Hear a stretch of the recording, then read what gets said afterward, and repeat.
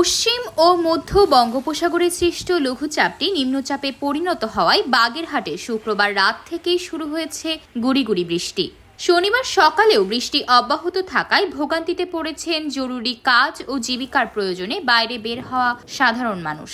এ কারণে বন্ধ রয়েছে অনেক দোকানপাট। বৃষ্টির কারণে দিনমজুর, রিকশা চালক ও ভ্যান চালকদের কাজ করতে বেশ কষ্ট হচ্ছে।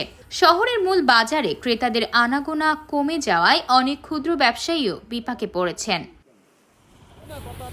মোংলা আবহাওয়া পর্যবেক্ষণাগারের ভারপ্রাপ্ত কর্মকর্তা মোহাম্মদ হারুনার রশিদ জানিয়েছেন, ভোররাত থেকে দুপুর 12টা পর্যন্ত বাগেরহাটে 1.2 মিলিমিটার বৃষ্টিপাতের রেকর্ড করা হয়েছে। এ সময় জেলার সর্বনিম্ন তাপমাত্রা ছিল 15.8 ডিগ্রি সেলসিয়াস। গুড়ি গুড়ি বৃষ্টি আরও কিছুদিন অব্যাহত থাকতে পারে।